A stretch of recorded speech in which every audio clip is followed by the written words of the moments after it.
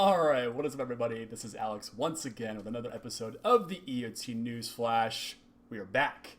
I'd like to introduce my brand new co-host, Samantha, who just happens to be my girlfriend as well. I'm not saying I roped her into that because of that, for that status, but draw your own conclusions. So, before we dig into today's episode, Sam, how did you get into Magic? Actually, you. It is my fault. He originally introduced me to it. I think we played one game on his table, and I went home and downloaded Arena. Yep. And this was around the Throne of Eldraine set coming out. Yes. Yeah. And he texted me like 2 days later and was like, "What are you up to?" And I sent him a picture of me playing Arena, and he was like, "Oh no." Yeah. She has affinity for knights, black cards, and ways that kill other things. A woman after my own heart. So, we are back after a bit of hiatus. After Theros Beyond Death, we did the set review for that, did a little bit of sort of 2020 looking forward content, and then the world kind of lost its mind. I do hope that everyone out there is staying safe and, social distancing and whatnot. So, yeah, I hope you're all doing the right thing to keep yourselves and your loved ones safe. So, with that out of the way, I need a bit of housekeeping, actually, because Elspeth really isn't what we're dealing with right now. No. We're going to the land of big kitties. Kitties. Welcome to Ikoria, everybody. The land of Lair of Behemoths. We had our first official spoiler day start yesterday, so it's Friday if you're watching this in real time. So yesterday we got to see some about the mechanics. We got to see the trailer. We got to see some of the new cool cards.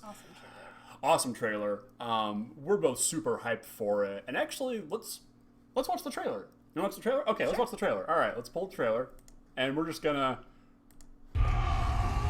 So, dudes are running from up.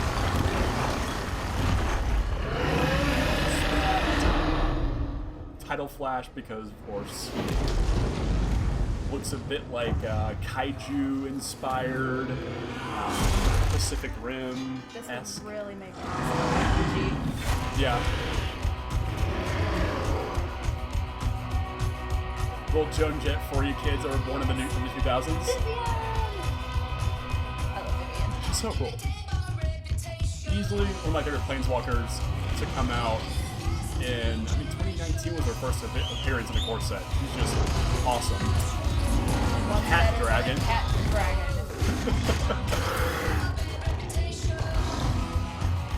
There's a real weight to these animals too. Like they just feel behemoths. What is better than a dragon? A cat. What is better than a cat? A cat dragon.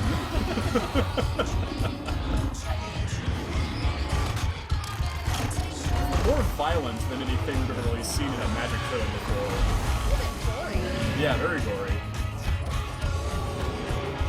Graphics are phenomenal. Yeah. And of course, this is sort of in line with the art style that we saw with the World of Spark trailer, which you've seen a couple of the recent ones more recently, so we got a taste for what's more commonplace with these trailers. Is she in trouble? Kitty to save the day. I really hope we get to see this dragon cat thing.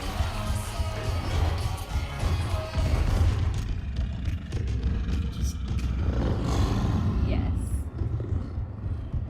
So this is our first hint that these crystal things on Ikoria are important. And, well, it gets back up. And it starts to get a little bigger. Endless of bird fire. And okay, I'm gonna pause it right there because the end of the trailer actually spoils something that we'll get to here at the end of the episode. Oh. So we're basically gonna go through a couple of cards today. Nothing super in depth. Obviously, we've got a very, very truncated spoiler season. The full set will be up at the end of next week, actually. Actually, I think by Tuesday, if I'm not mistaken, the whole thing goes up. The whole Commander 2020 list goes up in the following days as well. So yeah, this whole timing is very, very strange with everything going on in the world right now with COVID-19. The physical pre-release has actually been pushed into May, so things are going to be kind of weird. So yeah. I feel that they released it just to boost morale. Yeah, morale is, I mean, absolutely. We can still play this on Arena and Magic Online this month, and then the physical release will actually happen the week of the actual release events. I think it's the first or second weekend of May. But anyway, we'll be sure to cover all the cool stuff coming out over the next couple of weeks, any new cards and all that stuff, and all of the big kitties. So want to shift gears here a little bit, and obviously we got to see Vivian, and she is back. She is Monsters Advocate. Now, I know you're not a huge fan of Planeswalkers. Why is that? Like, we've had a back and forth on this. Well, to be completely honest, if you remember, here recently, I have maybe acquired a taste for them. I honestly don't know what my issue was with them in the beginning. Sure. I just felt, I mean, I was brand new to Magic, and I was just like, oh, here are these cards that are just completely overpowered, and she's not wrong. Like, they're a lot to take in when you are just learning to play Magic, and somebody slaps one down, and they're just like, I'm gonna +1 it and do this to you, and then like next turn they're like -4 it, and all your creatures are gone. Like, it's a shock. Yeah. So of course you kind of get an aversion to them as you're trying to learn, and there's really nothing you can do about it unless you attack them or take them out. So I mean, but now I'm seeing the benefit of them as I'm starting to play more of them. Yes. Yes. Yeah. So Vivian is back, Monsters Advocate, and she actually is interesting because typically your Planeswalkers would have 3 abilities, a plus, a minus, and what is considered to be their ultimate ability. But she has this interesting bit of text on here where she has a static ability that we first saw with the War of the Spark Planeswalkers. So it's interesting to see a mythic Planeswalker, which in that set, War of the Spark had a static and then 3 abilities. So it is kind of strange to see the format changing here, which is, it's cool that Magic is constantly changing. So let's quickly run down Vivian here. 3 green, legendary Planeswalker Vivian, 3 starting loyalty. Her static is you may look at the top card of your library anytime, and you may cast creature spells from the top of your library. So pretty cool ability. I know you've been playing a little bit with Corvold and Commander and things like Bolas's Citadel and my Elsha of the Infinite deck kind of give you this ability here. So this is a pretty powerful static ability to constantly go one deeper in your library. Her +1 allows you to make a 3/3 green beast creature token, and you put your choice of a vigilance counter, a reach counter, or a trample counter on that. So variance. Very powerful. Yeah, we're seeing that a lot of the cards in Ikoria actually allowed you to choose a counter type to put on them. I think it's up to like 10 different counters on there. Sort of that build your own monster thing is sort of being shown off here. So how do you feel about the ability to choose your own adventure on a Planeswalker like this? Well, I know on the last episode, or side episode, I guess you would call it, we went over some of the new mechanics, and we went over some of the new cards, and I noticed mutate kept popping up, and I feel like this will really go hand in hand with mutating your beasts. So I feel it's a very powerful mechanic, and I'm honestly really excited to see it. Yeah, and we'll get into mutate here in just a minute, actually, but she's absolutely right. Kind of choosing the path of the creature you're creating is 100% on theme here. And her -2, which is, I guess, her ultimate ability, when you cast your next creature spell this turn, search your library for a creature card with a lower converted mana cost, and put it onto the battlefield, then shuffle your library. So here's a creature, now bring a friend with it. Yeah. This is something that we've been seeing consistently with green and just green cards in general the past couple of years, having a ton of card advantage attached to them. And so seeing Vivian just kind of fall in with that theme and that motif it's a little disheartening, because I mean, you haven't seen it as much as, more seasoned players have in the past couple of years. Green really kind of encroach on that blue space of having all this card advantage, all these creatures like Hydroid Krasis draw you cards, gain you life, and they're in the colors that typically wouldn't do that. So Throw me a bone, wizards. Give me a good blue-black spell. That's all I'm asking for. That's all I'm asking for. Or heck, how about a blue-red spell? Maybe a new commander, perhaps? Maybe an elemental otter? Going and breaking my heart already, huh? So soon. It's too soon. Literally 5. Well, let's not spoil that just yet. So here we have Lutri, the spell chaser. Funnily enough, Lutri is actually the Latin base name for otters. So that's kind of neat. Science. So yeah, Lutri is a brand new legendary creature, elemental otter. 1 hybrid blue-red, so as it colors here. It's a 3/2, it has flash, and when it enters the battlefield, if you cast it, you can copy target or instant you control. You may choose new targets for the copy. So that text alone, pretty powerful. Yeah. And it's a 3/2. Yeah, 3/2, has Not good bad stats. for 1 and 2. Yeah. A lot of commander that we've been playing, we're branching into different color combinations, especially for her, getting to see all these new card types and things. Being able to fork spells, like your ramp spells from your Golos deck. Yes. Very, very, very powerful. That alone to make Lutri a pretty decent card here. Maybe an interesting budget blue-red spellslinger deck for a commander, or just for a good blue-red spells deck in standard. But there's this line of text up towards the top of the card. It says Companion. Now, Companion is a brand new mechanic for Magic. It is a bit of a riff on... You've played Hearthstone? Yes. Okay. So I don't play a lot of Hearthstone. I haven't played it in a while. But as I understand it, there were cards that actually added modifiers to your deck that said you could only play spells that cast for this amount of mana, or there was a deck building constraint was the thing here. And this is what Companion is. So Companion ability on Lutri here is each non-land card in your starting hand, or in your starting deck, has a different name. If this card is your chosen companion, you may cast it once from outside the game. Pretty straightforward. So in your limited deck, let's say that you drafted all singletons, and you're playing a blue-red or some kind of Teamer or Jeskai deck, you can have Lutri kind of off in your sideboard and play it once per game to do this effect here. That's pretty cool. Getting to see that in standard as a singleton deck as well, pretty cool. But there's a format that we both really enjoy that requires all singletons. And what is that format, Sam? EDH. EDH. Commander. Elder Dragon Highlander. Whatever you want to call it. So this basically just says Companion Commander Rules. Like, that's what this card says.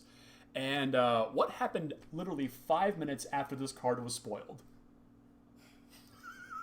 They banned it. They banned it in Commander. 5 minutes after the card was spoiled, Sheldon Menery with the Commander Rules Committee posted on Twitter that they were banning this card. Just long enough for you to see it, get excited, and it's taken away. Yeah. And you can see there's a bunch of videos. The Command Zone, Commander's Quarters already posted videos about why this card has been banned. And essentially what it boils down to is that this is a free 101st card for any blue-red or combination therein deck.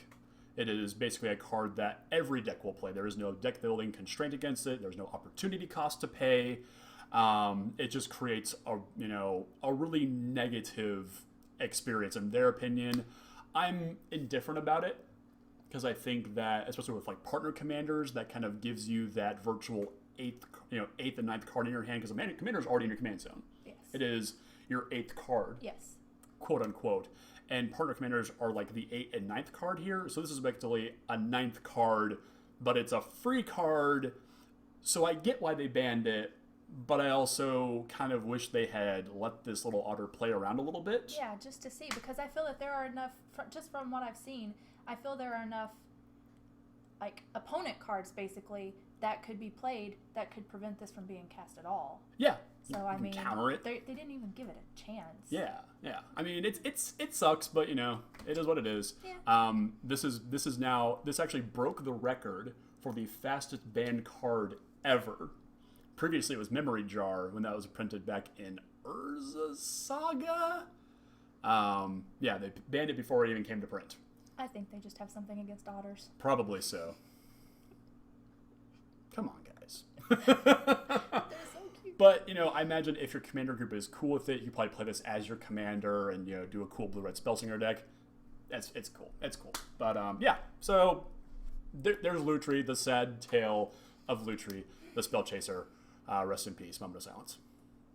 Moving on to a mechanic that you hinted at with Vivian, mutate. And because Sam really likes cats, I couldn't think of a better card to pick to highlight this mechanic other than Snapdax, the apex of the hunt. Dinosaur cat nightmare. He is adorable. He's adorable. We had a discussion the other day whether or not if this thing bit you, if it would hurt or not. She contends that you would fit in between its teeth and it would just kind of gum you to death. No, just nibble on Just nibble on you. But anyway.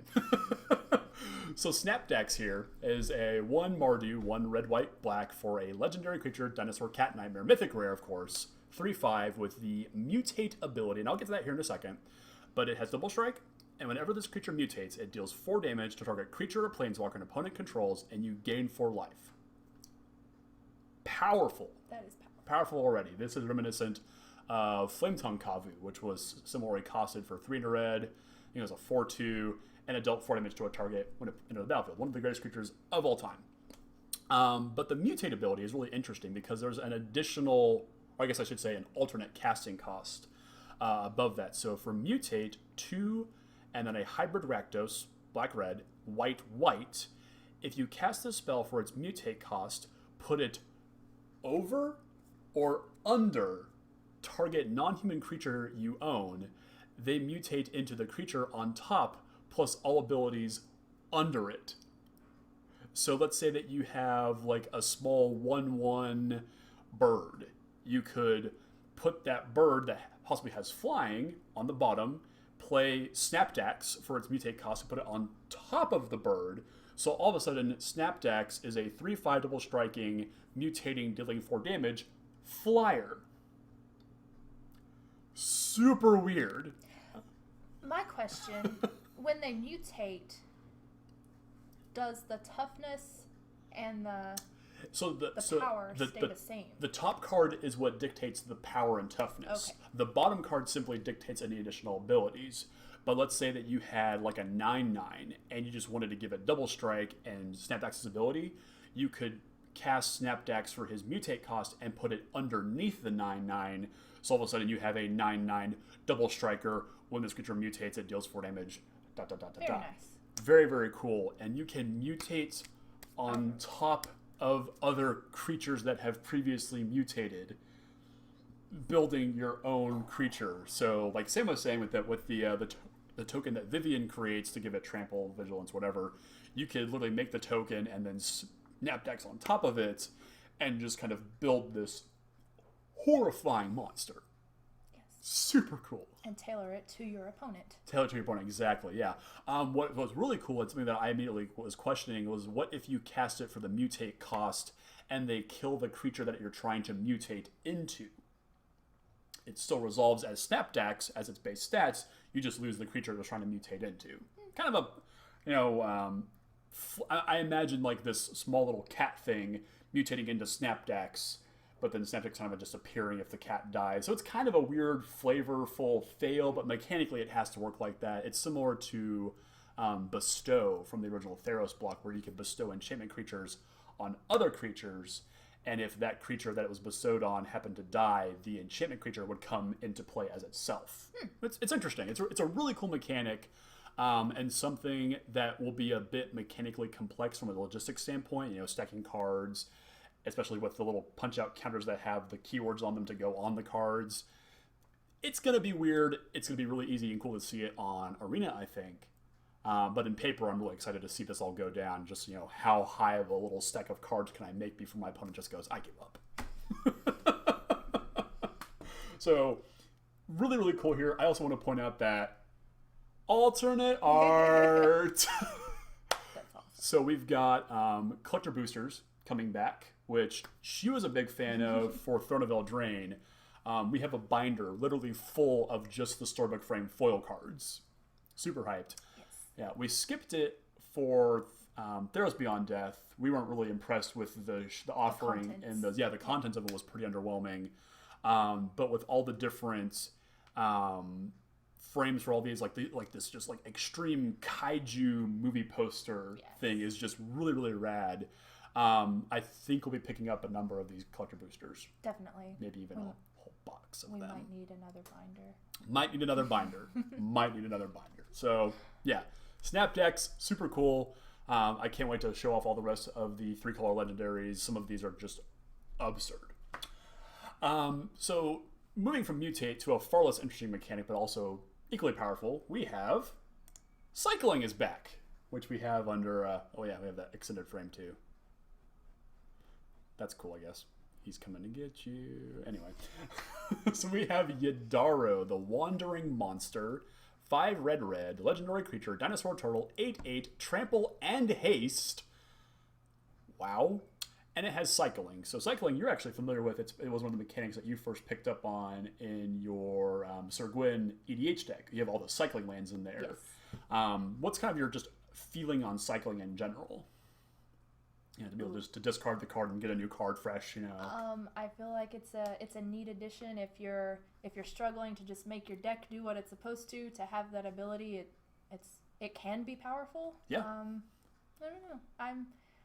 It's not one of my favorite mechanics, but it is useful. Yeah, it's definitely useful, and it's cool that it's across all 5 colors. It's a bit of card advantage for any color, especially like Mardu, which your Sir Gwyn deck is in that color pie wheel. Traditionally has a bit of trouble getting card advantage. Yes. So seeing it in every color with some additional text on here as well. Typically when you cycle a card, you just get a new card drawn off of it. Yes. Very rarely do we see things that actually grant an effect. It's usually another card that's already in play that says when you cycle a card, do XYZ. But these have them printed on here, and this is a pretty prominent mechanic here. So with all that said, when you cycle Yidaro Wandering Monster, shuffle into your library from your graveyard. Pretty cool. If you cycled a card named Yidaro Wandering Monster 4 or more times this game, you put it onto the battlefield from your hand or from your graveyard instead. And you still get to draw the card.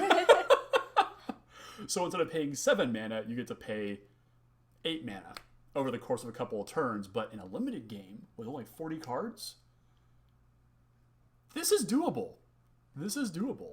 And I think this is going to be a relatively slow format. All of these creatures we've seen so far are quite large, quite expensive. And I think this is totally doable in a game of limited. I'm super excited to have it happen. He's coming to get you. He's a cool looking turtle. He is. You weren't around for Khans of Tarkir, but there was the meandering turtle shell, which was nicknamed the Dirtle Turtle, because it would attack, exile itself, and then come back in on your next turn, tapped and attacking. It was super weird. Everybody loved the Dirtle Turtle, and so this is like Dirtle Turtle 2.0. Fair. So there's one last big thing we have to talk about for Ikoria. The reason I paused the trailer is because at the very end of it, it shows off there's always a bigger monster. And I can't think of a bigger monster than Godzilla, the king of monsters. So, a couple weeks ago, there was a Reddit post that leaked out with a I think they were Portuguese copies of some Magic cards that had Godzilla creatures on them. I think we had like Godzilla, I think we had Mechagodzilla, and I think Rodan was on one of them as well. And nobody knew what to make of these cards. Everyone was like, what the heck's going on here? Then it came out that Toho, the company that owns the rights to the Godzilla franchise, had partnered up with Magic to produce Godzilla Magic cards. Incidentally, Hasbro also owns the toy license to Godzilla, which probably made that to be a little bit easier, but that's neither near nor there. So we have here Godzilla King of Monsters, 3 red-green, 7/3 legendary creature dinosaur, mythic rare trample. Lethal damage dealt to creatures you control is determined by their power rather than their toughness.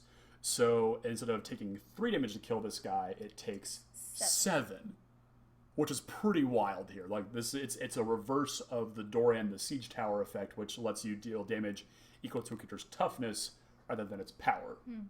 Pretty cool stuff here. But there is a line of text underneath Godzilla's name here. So it's Zildortha, Zilortha Strength Incarnate.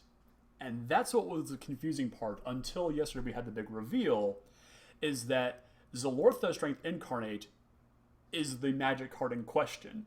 Mm-hmm. We've simply got a different picture on the card that is Godzilla. So I think I can pull up, so Snapdax can also be King Caesar here. Like, it's the same card, it's just been sort of Godzilla-fied here.